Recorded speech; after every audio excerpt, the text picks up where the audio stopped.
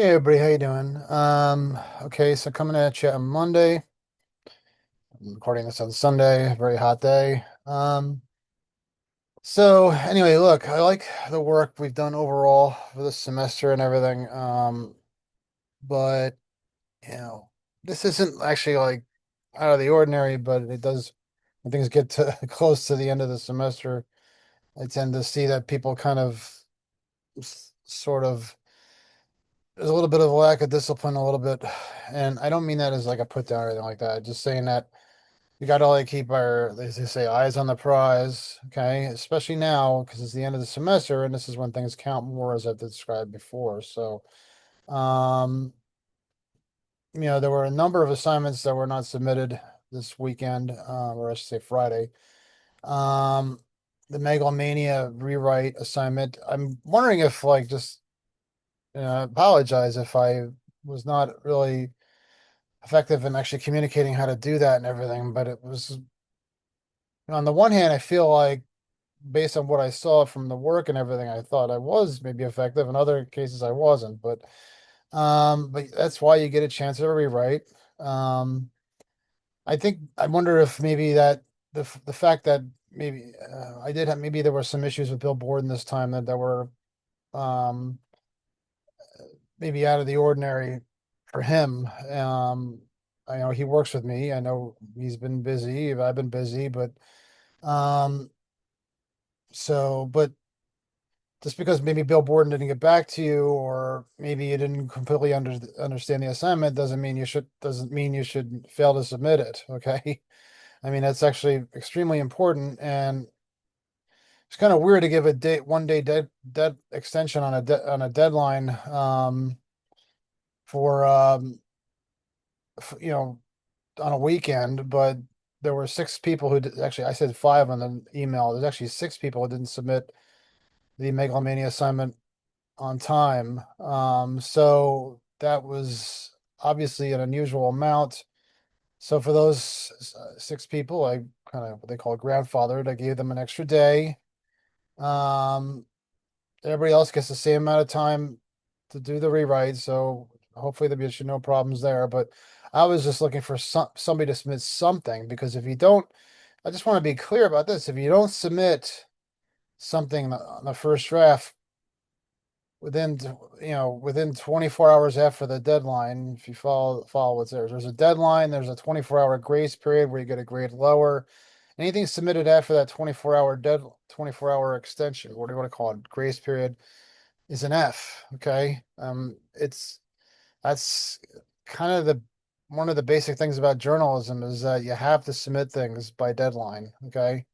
I've talked about this before. This goes back to when they had the paper editions. They still do, but not much. But they call them the broadsheet editions. And if you had stories that were late, everything got late, and then the production trucks got late. But not only that, you would like maybe get beaten on a story that you otherwise shouldn't have gotten beaten on. Okay. And then you lose credibility. Now it's more about that. It's more about, if you don't actually submit it by the time, right, as quickly as you can, as right as you can, of course, don't forget that, then, some competing outlet will beat you. And then all the traffic, all the viewer traffic will shift in the competitor's direction. Okay. Um, that could be almost actually for any kind of news publication, it could be almost like fatal. There's some news publications that have routinely been late and they've had to fold as a result because they just lost all their business. To, Journalism can be a bit of a cutthroat world sometimes. It could be a very enjoying and wonderful experience for me, as it has been for the last 36 years. But, you know, it's also like, put up or not. Okay. So, um, so anyway, thank you to those four. There were four out of the six people who actually did submit the assignment. I'm open to extensions. I mean, if there were additional two people who asked for extensions ahead of time, one of them a week ahead of time, which is great, and I gave it to them. I gave them. They asked ahead of time, so I actually gave them until Monday. As I'm taping this, they haven't submitted yet. That's fine. I gave that to them. So, but that's important too, is communicating. I mean, communication with this course is so vital. Okay. I've had a couple of you, I haven't had a lot of people ask for office hours. Certainly I could help with that. I provided hints. I provided essentially like people who reach out for office hours. I've given like strong hints, basically saying almost answering the questions they had on this megalomania assignment because I feel like, well, they made the effort to reach out to me, so I should give them that courtesy and give them a little bit of a present here. You know, the big thing about that, and I think straight across the board, it was clear, and I made it clear. I mean, I did also hand out this assignment early, so I know you had other assignments to do, but I mean, that is all you have to keep in mind. That is the nature of this course. It is a summer course. I know it's hot outside. I know the beach is an attraction, the whole thing, even though the water's cold, but um, doing summery things is important. I get that. I've been through it, but I've also had a summer class myself, and yeah, I know it's not easy. It's not easy. It's not easy at all. I had one between my junior and senior years, and if I didn't have one then, I wouldn't have graduated on time. So, um, yeah, and I remember it was a really hot summer too. It was 1988, and it was just like, oh my God, it was ungodly, ungodly. So anyway, so I realize that those are all factors. Okay, I realize that people have work. They have to balance, try to do their schoolwork with work. I mean, a lot of people work harder in the summer than they do when they're in the fall. Oh, that's easy for me to say, but I mean, I had jobs throughout the year, not just summer, but fall and winter.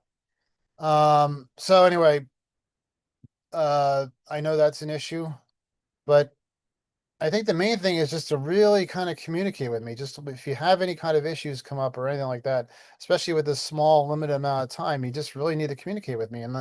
And there were a couple of people who actually were really kind of worried about their grade, and they contacted me like right away. And I said, "Well, when are you available to talk?"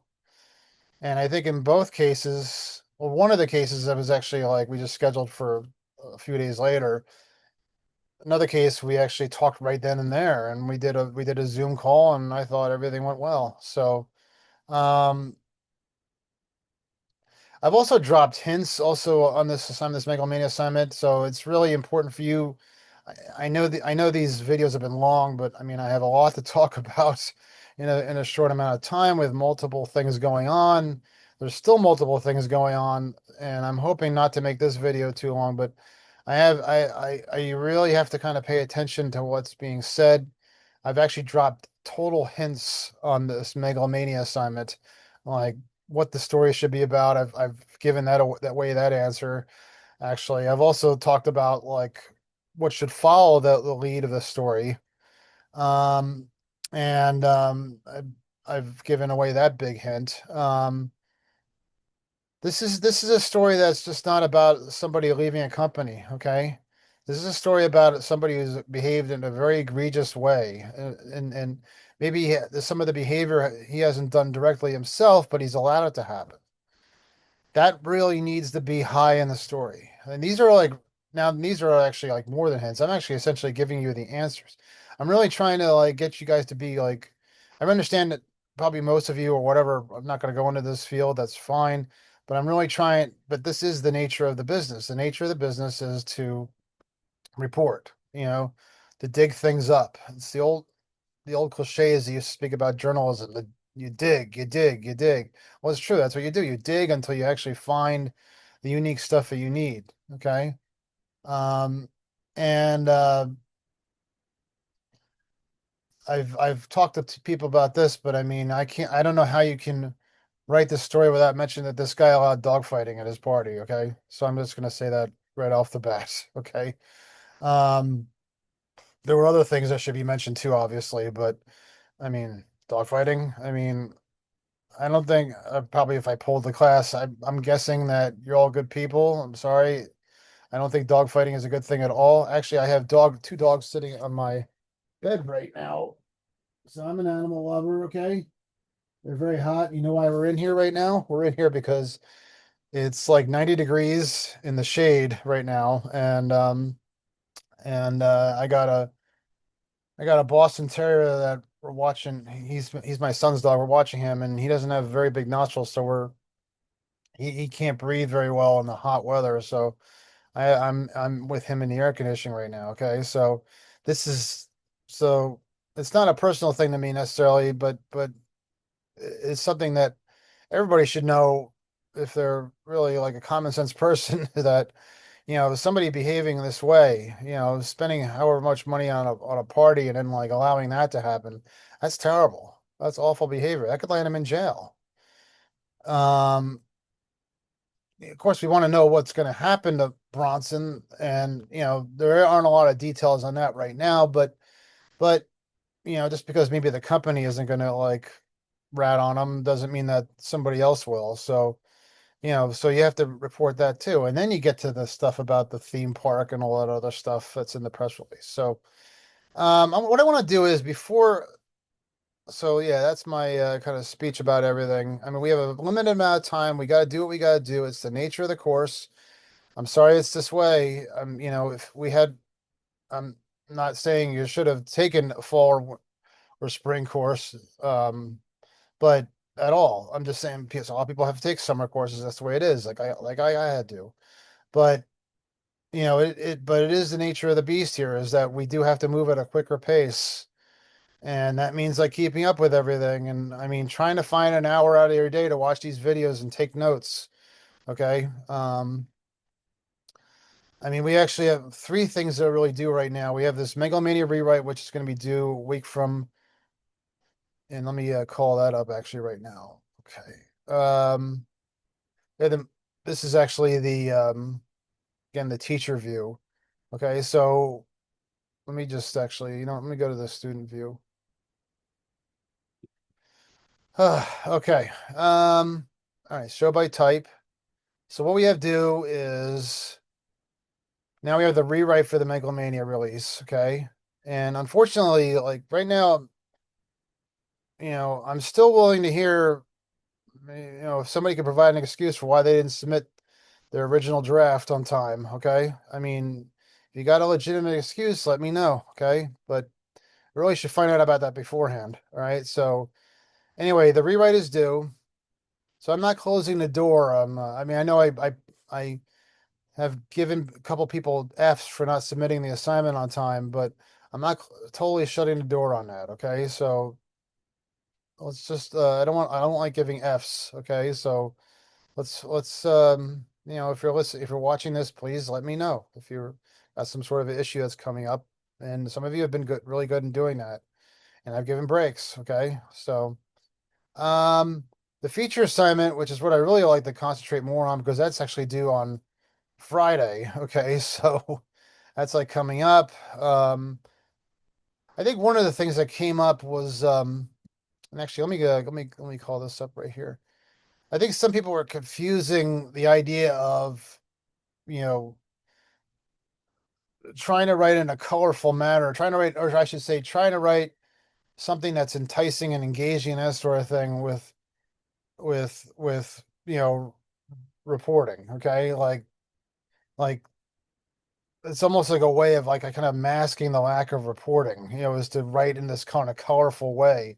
And I know I talked about how on the housing reaction story, people should write and just like you should on the feature story, you should paraphrase what's being said. And I gave examples of how things can be written, that sort of thing. But I was seeing stuff like but it's still important to do this. It's still important for it to be substance over style. Okay. I'm asking you to write in a better way, but I'm also asking you to provide substance. I mean, if you were writing an anecdote about somebody living in a crappy place, okay. Tom Davis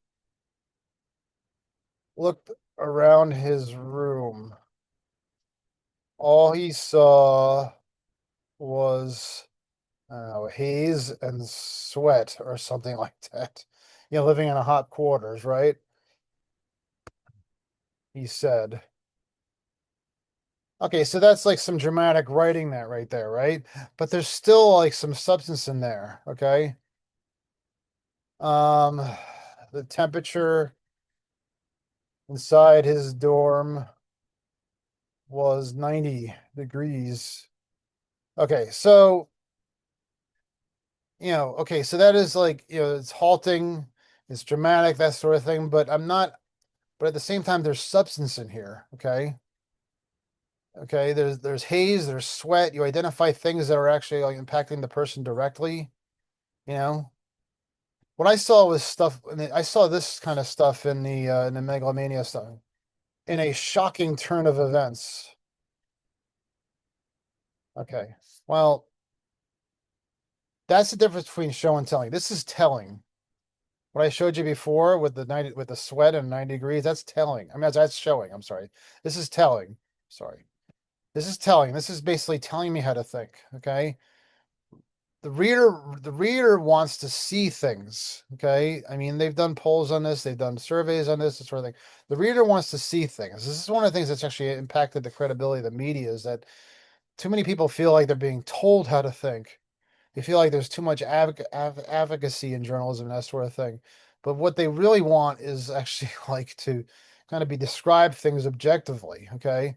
So if you tell me it's like a shocking turn of events, then you might even let me down. It might not even be, it might even be a big deal to me what you're telling me. You're telling me a shocking turn of events. I mean, yesterday, okay, it actually wasn't so shocking, but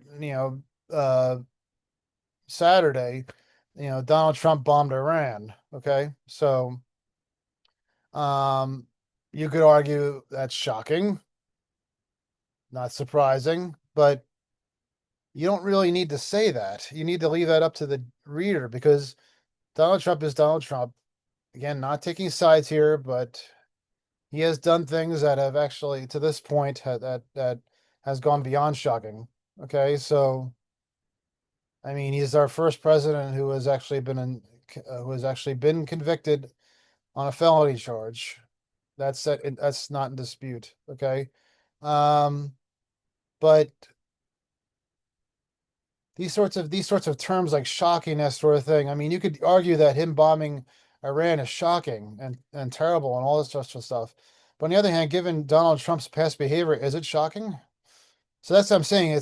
You should try to avoid these words, because what it does is it basically adds opinion. Okay, it loses the objectivity of it basically eliminates the objectivity of the reporting. Okay, what you need to do is you need to basically say that you know Bronson quit and why, and then like the events itself, what he did might be shocking, but you don't need to say shocking. And in fact, like I said, it could be debatable whether it's shocking. Okay, I mentioned dogfighting. Maybe that is shocking, but that's something that basically is something that's can be in dispute. You basic still, even if it is dogfighting, you have to basically just lay out the facts and let people judge for themselves. Okay. All right. And that's all. You don't need to go into this whole thing about like, you know, and then I would see like analysis in there like this is something along the lines of like this is indicative of a company that has a lack of morals. I mean, that's not reporting, that's opinion making. Okay. All you need, I mean, they basically, I mean, part of this press release is, I mean, you didn't really get to meet Bill. I know you saw Bill, maybe you saw the Bill on the video, but Bill's sense of humor can be a bit dry and sometimes like, a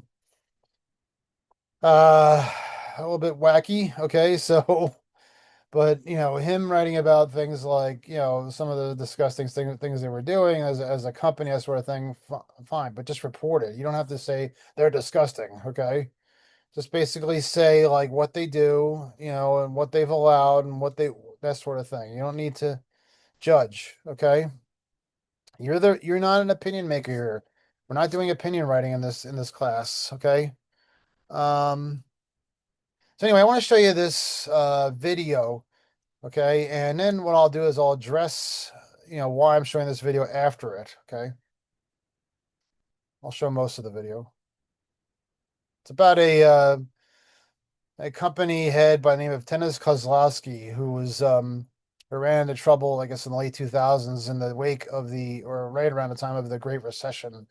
Well, a lot of people were going after people who were spending a lot of money on things, especially like corporate heads and stuff like that, taking big bonuses while the rest of the country was suffering through a very deep depression that put a lot of people out of work. The air was thick with tales of corporates. Well, let me go back to the. A year ago or so, the air was thick with tales of corporate scandal, lost pension funds, big-time theft, and even bigger-time prison sentences for the Enron gang. Then there was Dennis Kozlowski, CEO of Tyco, who was found guilty of, in effect, using Tyco's immense financial resources for what the prosecution described as his own personal piggy bank. You might remember the $6,000 shower curtain and stealing over $100 million from the company. Well, we wondered how the man who could whistle up a corporate jet on a whim or throw a $2 million birthday party was doing in his reduced circumstances. What's it like to go from king of the world to prisoner number 05A4820, serving 8 to 25 years behind bars? Once again, Dennis Kozlowski. We caught up with Dennis Kozlowski at Mid-State Correctional Facility in upstate New York. Guests include murderers, drug dealers, and pedophiles. The odd multi-millionaire. In my wildest imagination, when I would project myself into my late 50s and early 60s, where I would be or what I would be doing, if I make a list of 100 different places or 100 different things, here would never make that list. He now earns $1 a day, mopping floors and slinging hash to his fellow inmates. In January, Kozlowski spent a week in hospital with a heart ailment and got to thinking. You've not talked publicly up till now. Why did you decide to do it? When I was in the hospital in January, I was outside the emergency room feeling really uncomfortable, frightened. And that's when I really made the firm decision that I wanted to go through and talk to you at this time. You became aware of your own mortality. Very much so. You didn't want to leave this world without at least an opportunity to talk about my side of the story to the extent that he can talk about it. He agreed to speak with one stipulation, that we would not include anyone else in this story. Because of an appeal, he'll not discuss the details of his case, but he will say, I believe in the judicial system. I think all that works. But in this case, the jury got it wrong. That jury convicted him of 22 counts of grand larceny, conspiracy, and securities fraud. His trials occurred in the wake of a white-collar crime wave, Enron, WorldCom, and Martha Stewart. The news hound smelled blood, accused of looting his company of hundreds of millions of dollars and living the life of a pasha at stockholders' expense. He was the living, breathing version of Wall Street's Gordon Gekko. Greed, for lack of a better word, is good. Up to a point. What's puzzling is why does a man who struggled so hard, so effectively to make it, become so careless or stupid or arrogant? Born in a tenement on the wrong side of the tracks in Newark, New Jersey, Kozlowski worked his way through school. I played guitar in a band. I worked in a pharmacy. I worked in a car wash. I had 2 or 3 jobs going at any given time. Where you came from, there weren't that many options. No. Growing up in Newark, New Jersey at the time, you never thought of yourself growing up to become a CEO. He started at Tyco, then a small New Hampshire manufacturing company, as an accountant making $28,000 a year, and worked his way up to CEO. He became known as Deal-a-Day Dennis, constantly acquiring new companies and building Tyco from a $40 million company into a $40 billion conglomerate. Would like to become, all things equal, $100 billion company. Wall Street could not get enough of the young, aggressive CEO. He also began making staggering amounts of money, among the top-earning CEOs in the country. We had a pay-for-performance culture at Tyco, so most of the money I earned was in the appreciation of Tyco stock. One year you made, I think, $170 million. I'm not sure 170, but I made over 100 million. Yeah.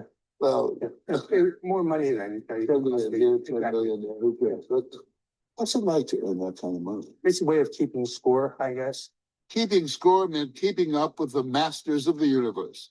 $30 million to build a mansion in Boca Raton, acquiring homes in Nantucket and Colorado, and just loose change $16 million for Endeavor, a vintage yacht.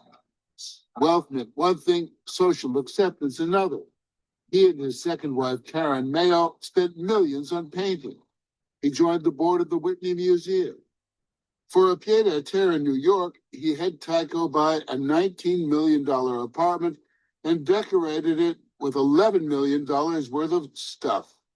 The poor kid from Newark was stepping out on Fifth Avenue. Would Dennis Kozlowski a few years ago even contemplated going to Europe to buy old master paintings? No, absolutely not. You know, it came with earning the amount of money I was earning at the time. Was it your idea or were you invited to join the board of the Whitney? Oh, it was not my idea at all. I was invited to join the board and I never made a board meeting. So you were invited because they like having really rich guys on the board. I assume it wasn't for my knowledge of art. But it was art that would lead to his undoing.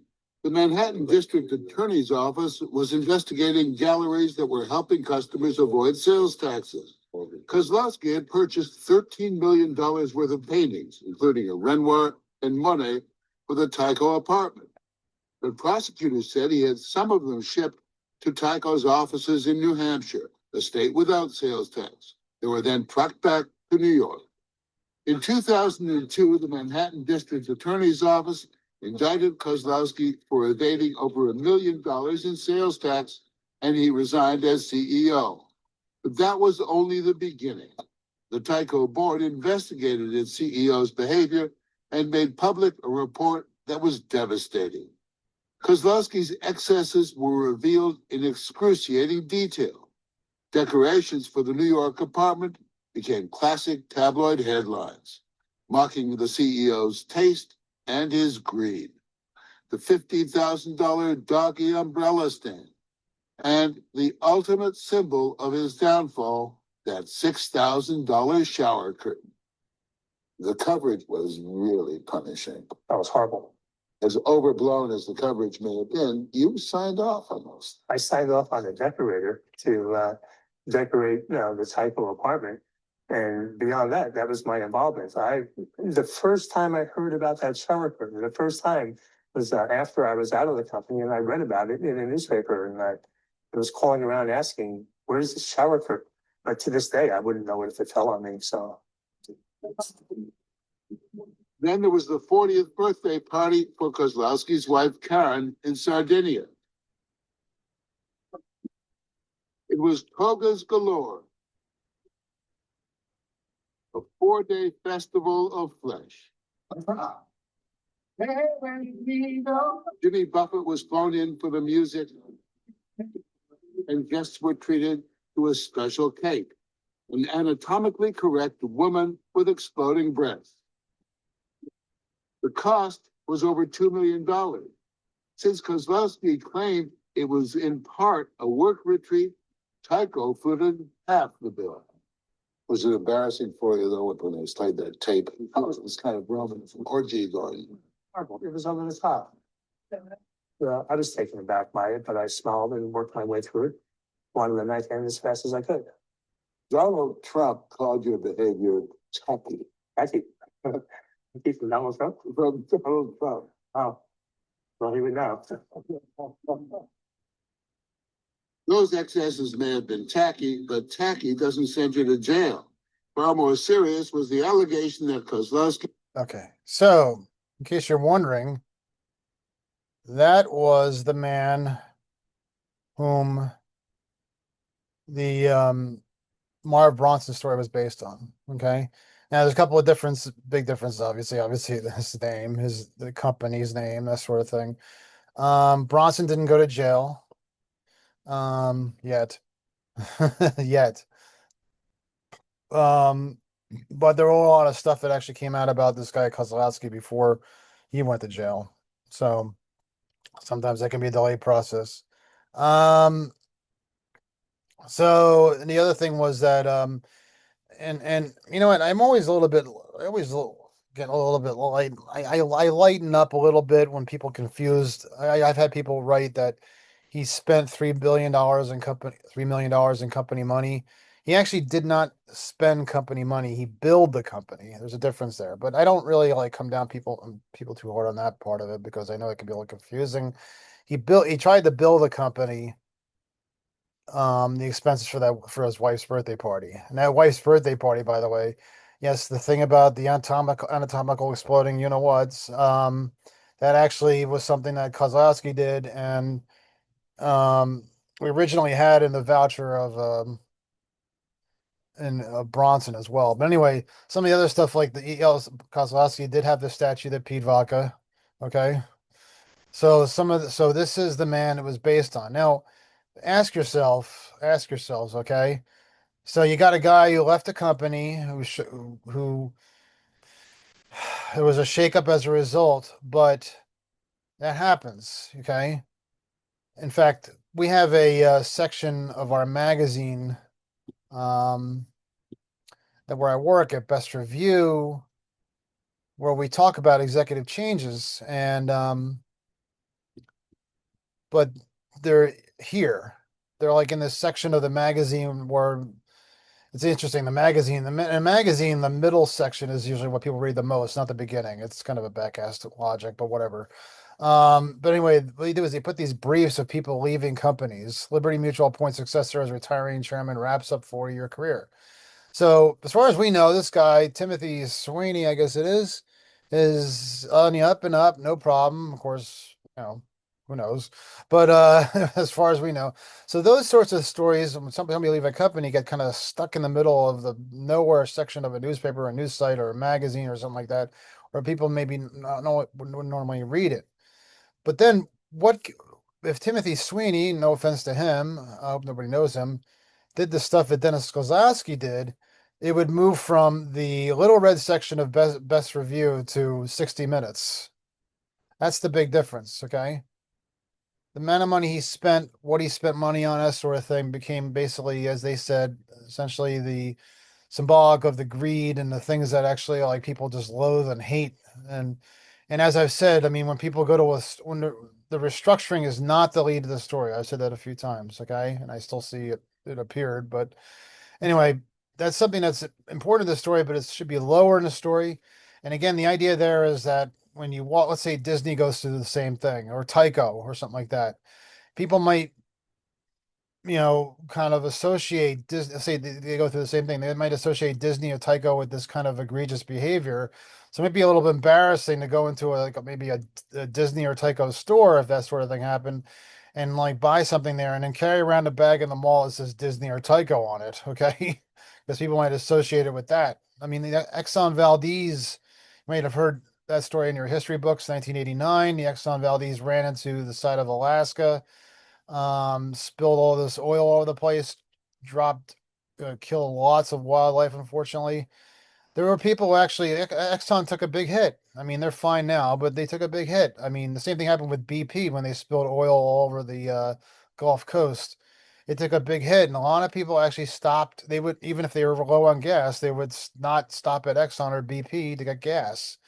It was actually embarrassing, and they took people still take moral stands on things. So, anyway, so that's what makes this stuff that Bronson did important. Okay. So anyway, I hope you're watching this video. I hope you're seeing it because I'm giving away probably more hints than I've ever given on this assignment in the history of my teaching. So, all right. Um, so that rewrite is due on Friday. If you want to like send me a rough draft ahead of time, I mean, please do so. Okay. I did ask people to again submit leads to me, just to kind of, or at least like what you think the lead would be. So you can still do that. I want to help. I don't want people to get F's or D's or even C's. Okay.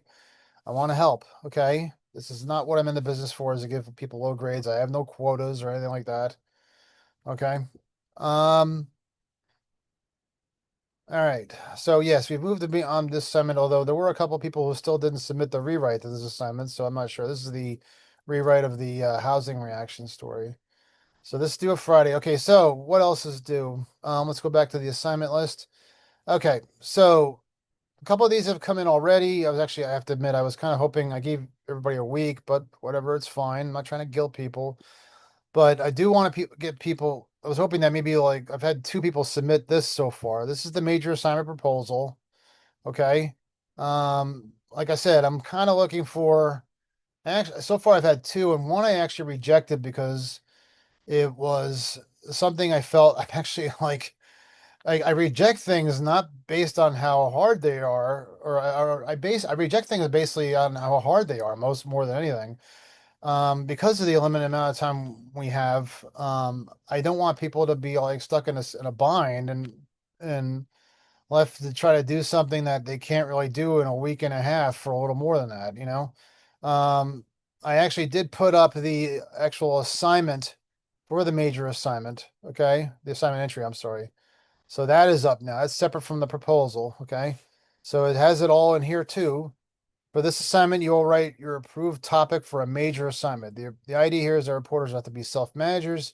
You need to think of ideas on your own. No matter what your topic is, here is a description where to focus on what's timely, news events impacting you, and what people care about. I'm looking for stuff that's like, again, like the housing situation, stuff you can react to. Okay, that's actually probably the easiest thing you can do. And like I said, I can help you out by putting up like a discussion point or something. Okay. All right. So speaking of which, by the way, don't forget there's a discussion point for the feature assignment. I've had 4 responses so far.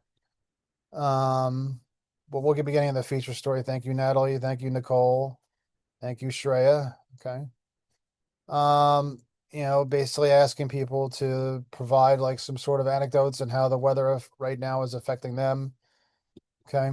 But anyway, so that is also out there if something needs to be done. But anyway, for the major assignment, this is where you have to come up with an idea on your own. Okay. So obviously I'm not going to approve an idea, somebody proposing do a story about the weather because we're doing that, or a story about the housing crunch at Rutgers because we already did that. But perhaps there's something else that we could do. Okay.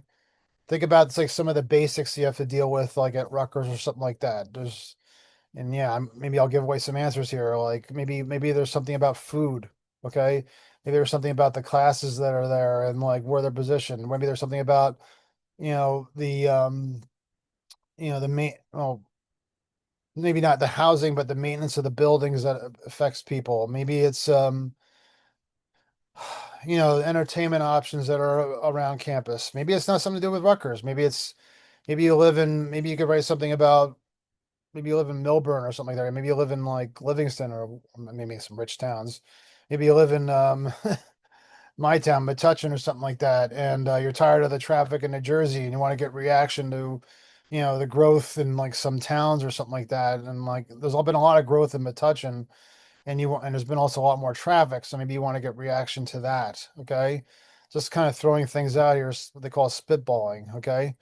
Um, so I had one person, which is fine, but maybe maybe this person like kind of maybe misunderstood a little bit, but it's fine. But it was something that really was actually kind of hard to do. It was something about a trend. I think it was going on in Hollywood or something like that, and writing about the actual trend. And I said, well, for this, you'd actually have to, I don't want you to have to do a story where you're going to have to contact people who are uncontactable.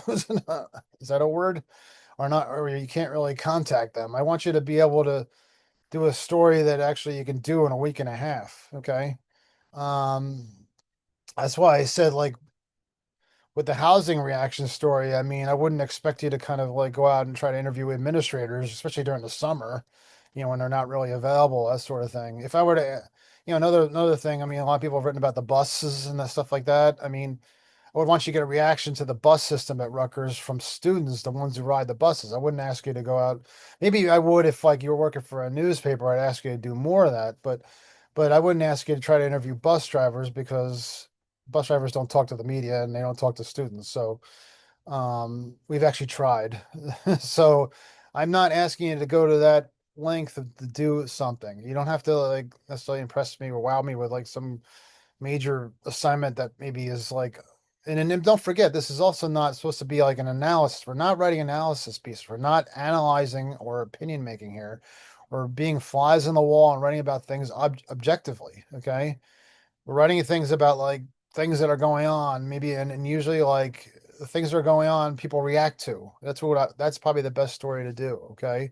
Whether it's traffic, whether it's the buses, whether it's, I'm trying to think of stuff we haven't done. Food, whether it's, I don't know, course schedule, whether it's signing up for classes, all that stuff. Okay. The stuff that affects your everyday lives. Okay. Maybe it's the rest stops on the turnpike. I once did that story on that. I actually did a story about, God, almost 20 years ago on how New Jersey had the worst rating of rest areas on highways in the country. And they were rated by truckers because the idea being there, if you've ever noticed you've been to a rest stop on the turnpike, you ever notice there's been a lot of trucks that kind of park on the side of the road that you don't see in other states? It's because they can't fit in there. There's not enough parking spaces for them, that sort of thing. Well, truck stops in other states are huge and big, and basically people, and a lot of truckers actually sleep in these trucks because they're only allowed to drive like a certain amount of time. So, and it's not just truckers, but like the choices that are there for like the regular commuters, stuff like that. Usually it's like crap food. It's not good for you, you know. All right. So anyway, in this one I should also, next week I should actually start seeing like maybe some like even like some rough drafts, coming up because, you know, or I should say maybe later this week or maybe beginning of the next, maybe even like a lead or something like that, or what you might have. Okay. Because remember, there's no rewrite on this assignment. Okay. And then I have a video that also talks about how to approach this major assignment. Okay. So, all right. All right. So that's due. All right. So, and then of course the feature assignment is due. Okay. Um, Again, the idea here, it's about the weather. I'm sitting here right now on Sunday. So it's like kind of late Sunday morning, and it's supposed to be a really hot day today, and I'm hearing thunder, which is interesting.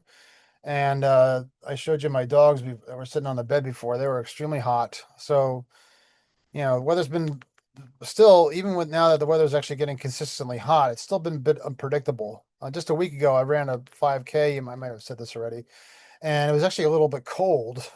So that was just a week ago. It's on Father's Day, and it started to rain while I was running. Um, so it has been a bit up and down. So again, the idea there is to actually interview people and write about that, and then actually but get their reaction. And again, to write that with the anecdotal lead that I described in the previous video. Okay. Um, and again, like the discussion points are supposed to help provide, I don't know, a bunch of people like in the housing reaction assignment, who didn't, and I'm glad with the participation by the way in that, but there were a number of people who didn't like use it, and they said like did things like use anonymous names and or partial names and stuff like that. And I was like, here you have like, people right here who are willing to essentially like, give themselves up and give their full name and that sort of thing. So I'm actually gonna unpin this so it's still just see this, the weather one. The weather one's that one is relevant now. So I want to see um so can I like this? I can like this. Ah, I'm gonna like these because I just want people to feel like, thank you. I want to, for doing this. Um, you know, we have Shreya right here. On top of the rain, the humidity is what makes the heat on some days more unbearable. I agree with that. I went running on Thursday, I think it was. It was horrible. And it wasn't even that sunny outside, but it was so humid. With this humidity, I feel tired early in the day and sluggish. That's good anecdotal material. That's actually getting a little bit personal. That's substance. Okay. I haven't been outside lately due to the weather, due to my good, more substance. We're kind of getting into the description and stuff like that. That's good. That's stuff that could be paraphrased. Okay. On the other hand, I really like the cozy feeling the rain provides during the nighttime. That's nice. So getting into people's feeling and stuff like that. I like to hear the water droplets as I fall asleep. I feel the weather is very predictable nowadays. Some days it feels like summer with the temperatures being in the 60s, blah blah blah. weather, I've heard people describe that the weather could be very bipolar, you know. Again, and what to keep in mind with this structure again, I didn't see a lot of people, no, I shouldn't say that. Most people did this, but really the structure for this, like I said, the megalomania assignment essentially is a lead, it's a transition, it's another transition, it's making point after point after point. But this is a story with a little more depth to it, you know.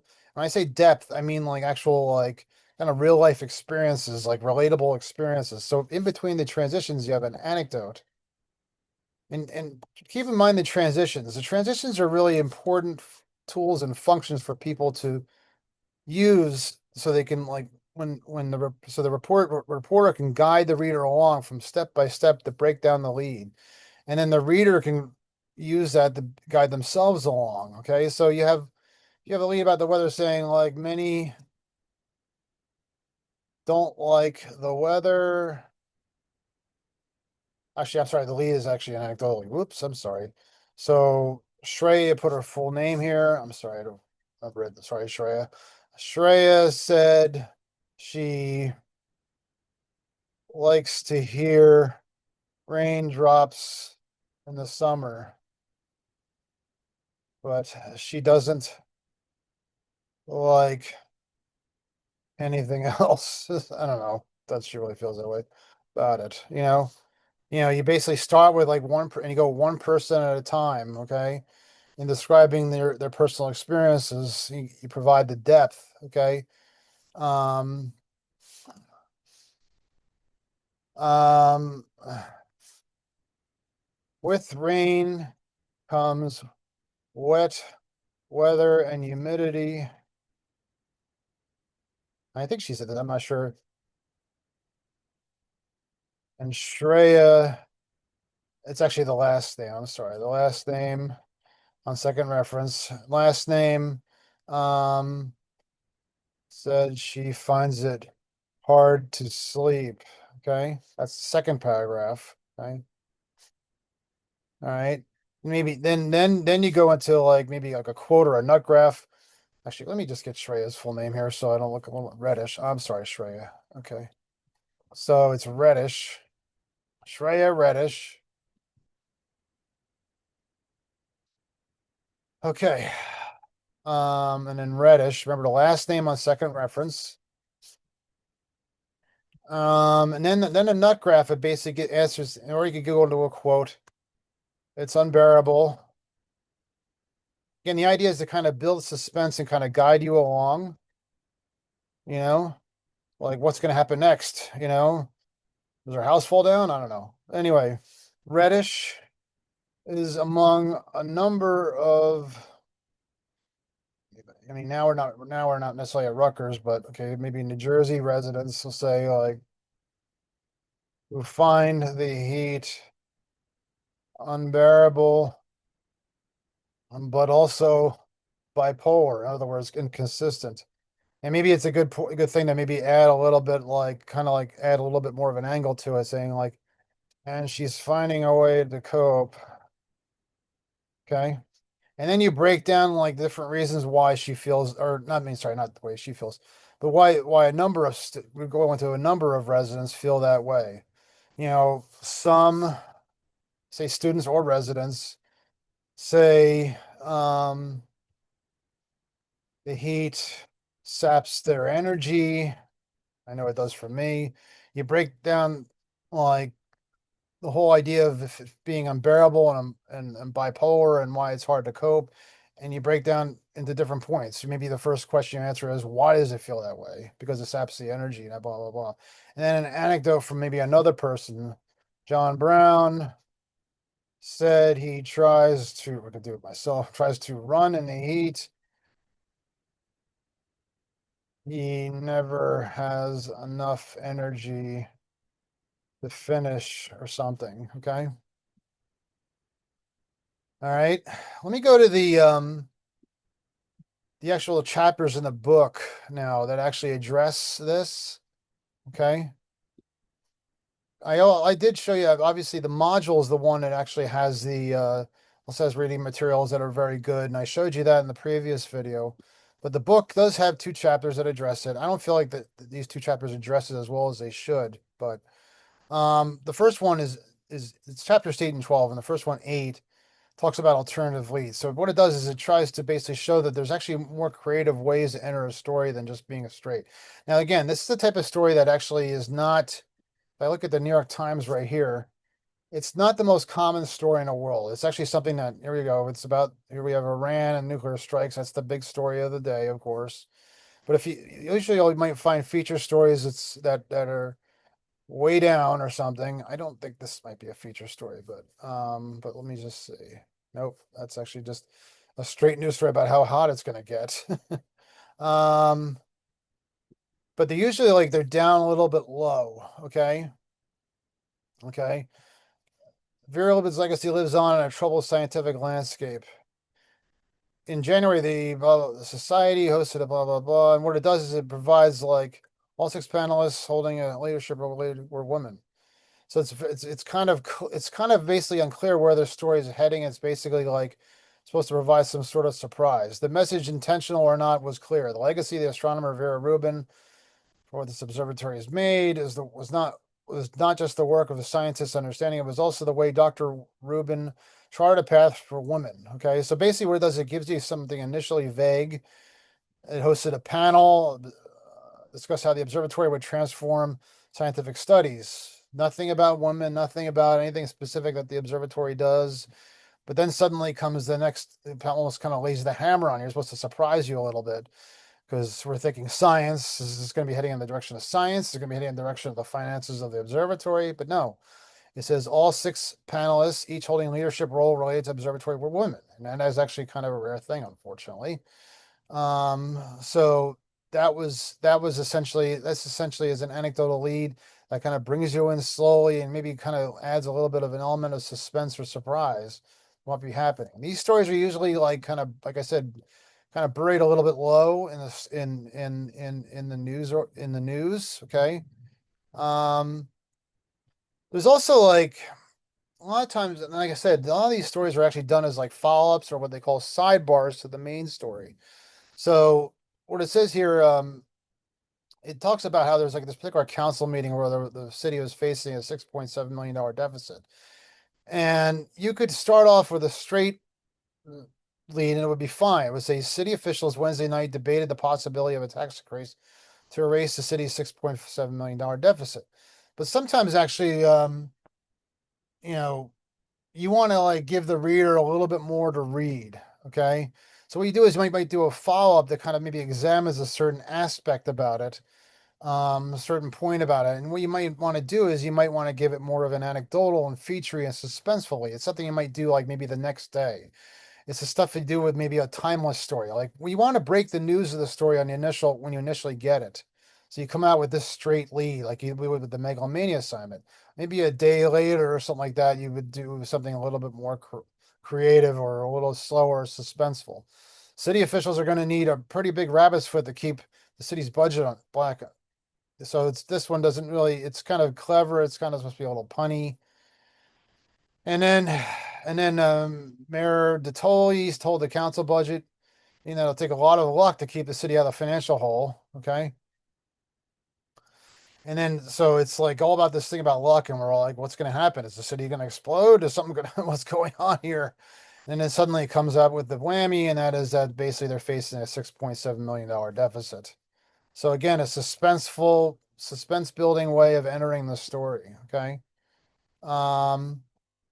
Typically we write like summary leads. Local government officials see continued use of virtual meetings, which skyrocketed during COVID meeting as a way. But then like maybe if like we do it like a day later, we could focus on one person's situation. Okay. And then get some depth out of it. Okay. When Washington, D.C. reenfranchised people serving time in felonies, Joe Caston, then the facility realized that not only could he vote, he could also run for commissioner of this body, one of about 40 in the district. And he could, so suddenly like, you're talking about this person in jail or whatever it is, or was in jail or something like that. And like suddenly he can like run for office. But he only found out because of basically the increased use of virtual meetings or something. and that comes next. And first you're kind of thinking to yourself, okay, so this guy's in jail, this sort of thing. What do you do? Like commit more murder or something? No. A little surprising twist. He's actually like became involved in politics because he got involved in virtual meetings. Okay. All right. Um, summary lead, the company that licenses the use of Elvis Presley's name and image is demanding that wedding chapels in Las Vegas use the king. So that's a straight news lead. Maybe you want to like, because it's a little bit of like what they call light featuring news, start off with a little bit of engaging kind of suspenseful lead. Las Vegas chapels, or clever or punny.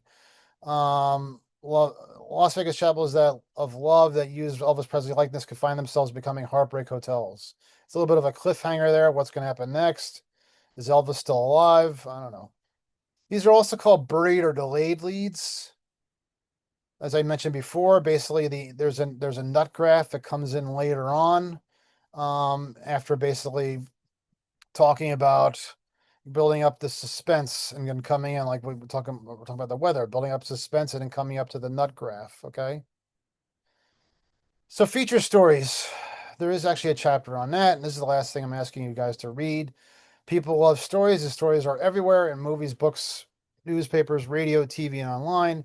They can evoke emotions, a craving for adventure after learning about a found shipwreck. Inspiration about reading about a child's fight with cancer. Feature stories are nonfiction. They are based on storytelling. They are human interest stories because they are say something about life. So yes, this is where we do something where we very similar to. I mean, you could almost classify the housing reaction story as a feature story. We just didn't use a feature lead, okay? But it's something where you basically like really work hard at like carving out something relatable about somebody's life. That's why they call it human interest, because it's something that humans might be interested in. Okay, so all right, so you're finding story ideas. I mean, maybe there's something to think about when you think about like an idea for your your major assignment. Everything has has a story behind it. Journalists just open their eyes and ears to find an interesting theme. Writing writers find ideas by being curious and observant about life. These they ask questions and listen to the topics that people are debating. They go to different places to experience diverse groups. They also find news stories by spinning off topics. Hey, there's another one, dog adoptions. That's maybe another idea to think about. That's what we did. We did that twice. There's my dog again.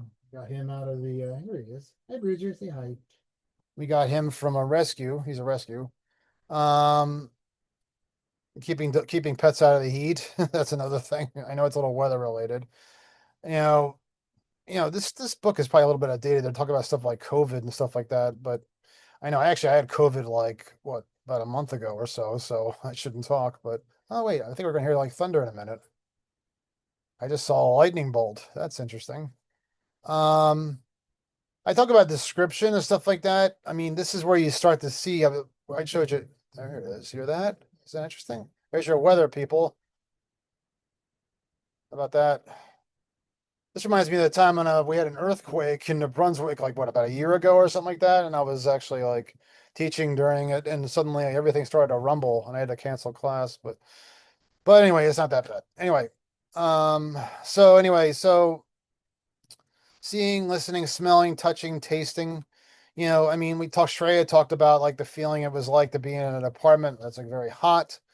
That's the sort of thing that where like those elements become like more important. That's substance, okay? The description of what it's like to be living through hot weather, okay? Um, okay. Um, again, there's like the only requirement for leave a feature story is that it interests people, okay? So that's just it. It's not just the straight lead, which can also interest people, but making them want to stay with the story and learn more. So what you're trying to do is to hook them in. You might have heard that term used for journalism before, hook.